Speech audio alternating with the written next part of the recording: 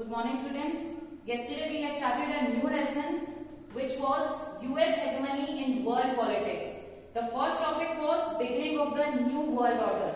In this we had studied how Iraq invaded on Kuwait, and after that by the permission of UN how USA invaded on Iraq. Second was the Clinton years, and the third topic was 9/11 and the global war on terror, in which on 11 September 2001, 19 hijackers hailing from a number of Arab countries took control of 4 American commercial aircraft.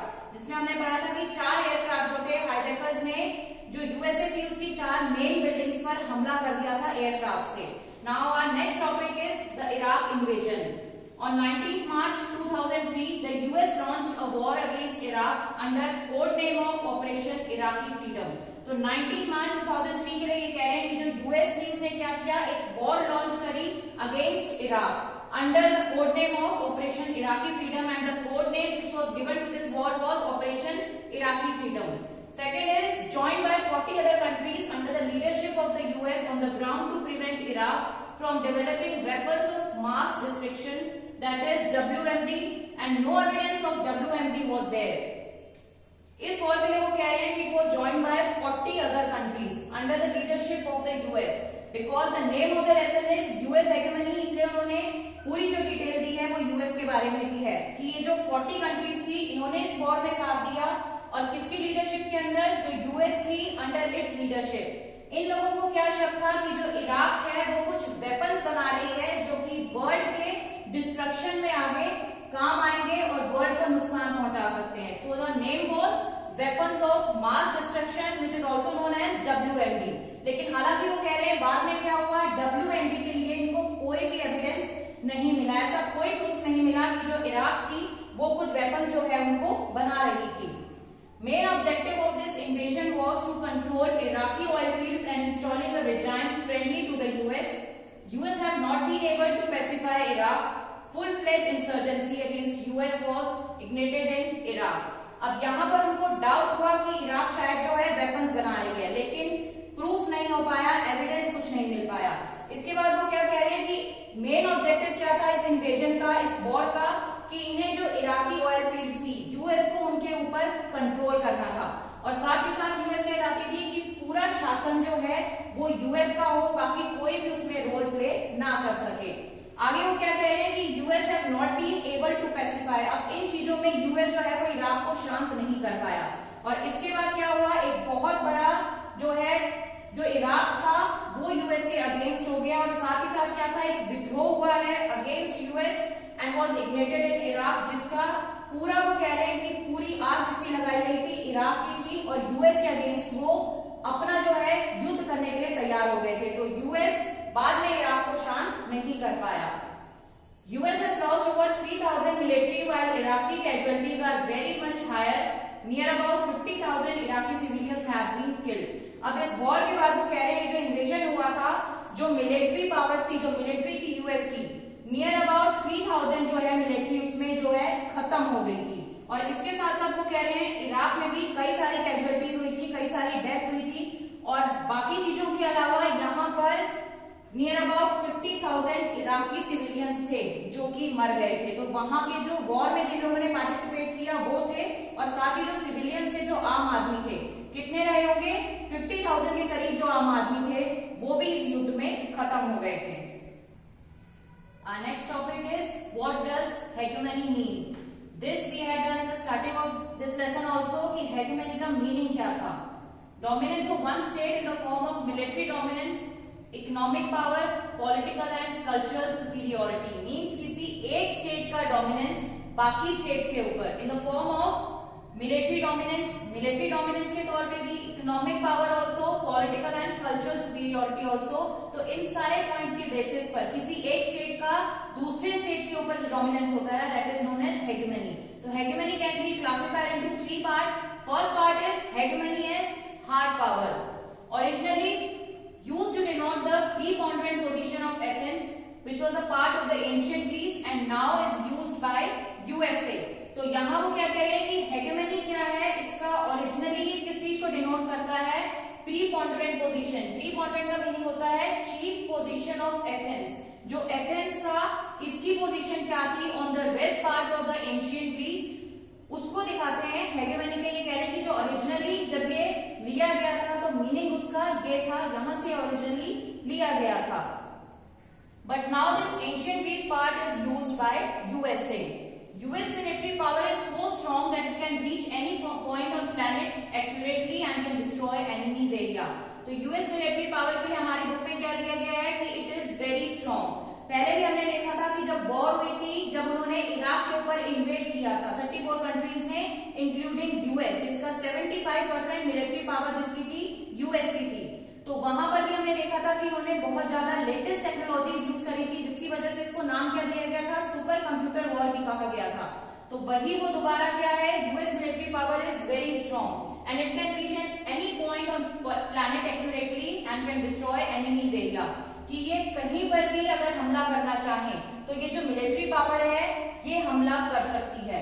कहीं पे भी कह रहे हैं वो planet में कहीं पर भी जो उनका एनिमी एरिया है वहां पर ये लोग हमला करके उस एरिया को डिस्ट्रॉय कर सकते हैं। The US today spends more on military capability than the next 12 powers combined. So it is clear from this point that US at present also is spending more of its money on military capabilities की अपनी ज्यादा से ज्यादा शक्ति को किस चीज में वेस्ट कर रहे हैं या यूज कर रहे हैं, मिलिट्री कैपेबिलिटीज पर।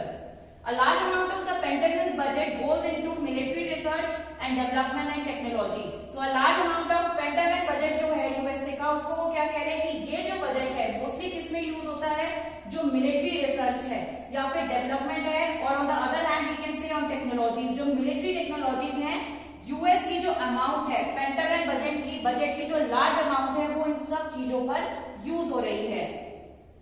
Quality of the weapons is much higher and it is the highest economic power. तो दोबारा यूएस के लिए बोला गया है कि इसकी जो क्वालिटी है वेपन्स की, ये ना सिर्फ डेवलपमेंट और टेक्नोलॉजी पर ध्यान देते हैं पर और किस चीज पर दे रहे हैं, जो क्वालिटी है उस पर भी बहुत ज्यादा ध्यान दिया जाता है। तो quality it is saying the weapons की जो क्वालिटी है it is very high, much higher than any other countries और any other part of the world. और हाईएस्ट इकोनॉमिक पावर भी कौन सी है, यूएस की है। तो these points were under the first point which is hegemony as hard power under the topic what does hegemony mean. The next point is hegemony as structural power. इससे हमने पहले क्या देखा, hegemony as hard power, अब वो कह रहे हैं structural power. This is totally different from the first point.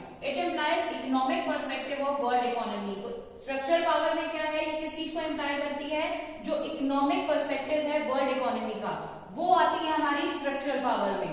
US hegemony has provided the public goods to be consumed by one person without reducing amount available for someone else as SLOCs and the internet as well as the MBA degree। तो economic perspective में क्या है, जो US हेगेमनी है ये क्या provide करती है, जो पब्लिक गुड्स हैं उनको प्रोवाइड करती है।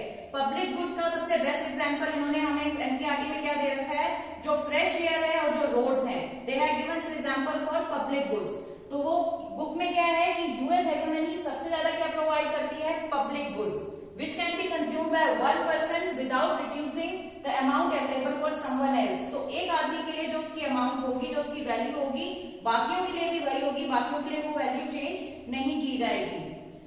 As SLOCs and the internet MBA degree, तो इसमें उन्होंने क्या दिया है, SLOCs दिया है which is the sea lanes of communication, internet और MBA डिग्री है, ये सारे सबके लिए सेम है।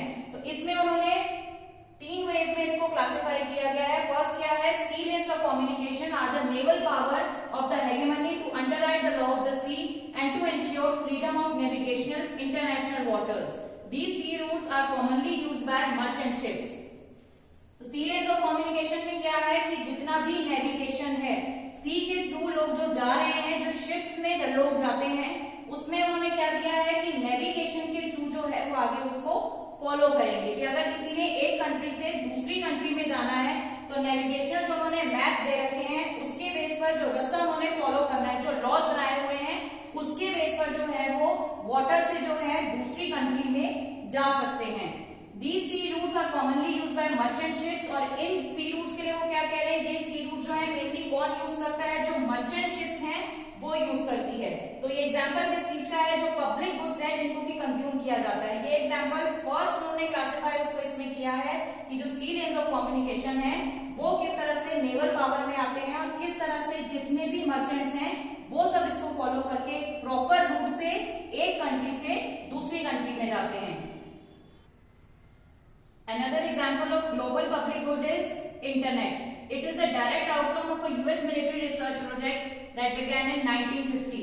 तो सेकंड वो क्या कह रहे हैं, स्ट्रक्चर पावर का सेकंड बेस्ट एग्जांपल क्या है, इंटरनेट है, which is a direct outcome of a US military research project which began in 1950.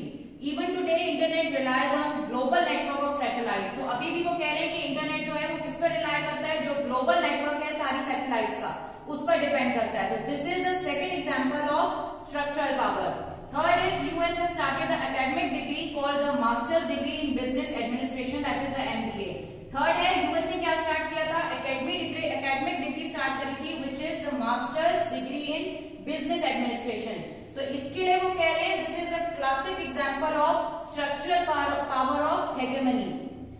A classic example of the structural power of the US is the academic degree called the Masters in Business Administration. The idea that business is a profession that depends upon skills that can be taught in a university is uniquely American.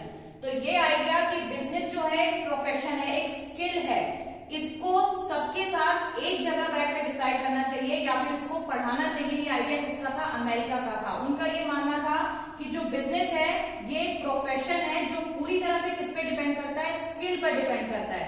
तो इसको पढ़ाने के लिए colleges होने चाहिए, इसके बारे में सही से समझाने के लिए कॉलेजेस होने चाहिए, प्रॉपर प्लेस होनी चाहिए। ये आइडिया किसका था, ये यूएस का था।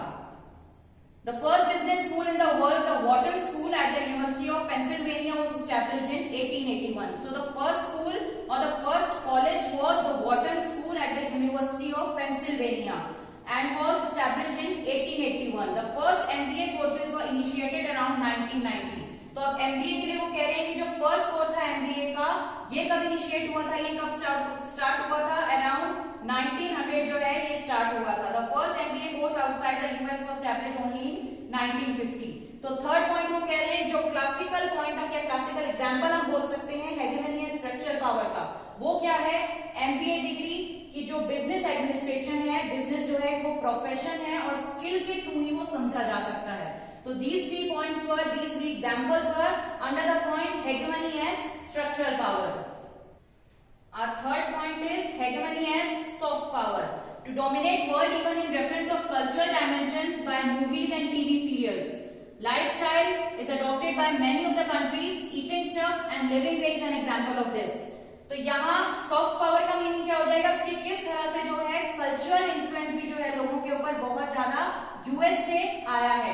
किस किस चीज में है, चाहे हमारा ईटिंग स्टफ है या फिर हमारा स्टैंडर्ड ऑफ लिविंग है, वो सारा कहां से इन्फ्लुएंस हो रहा है, यूएस से हो रहा है। तो it's to dominate world even in reference of cultural dimension, की कल्चरली भी जो है लोगों को डोमिनेट किया जा रहा है, कई सारे पार्ट्स हैं वर्ल्ड में उनको डोमिनेट किया जा रहा है, which is through by movies और TV serials. English language is increasing at a greater speed. So it is also an influence of US. The English language जो है many parts of the world are there which are now using English as their basic language. Why? Because this is also influenced by US.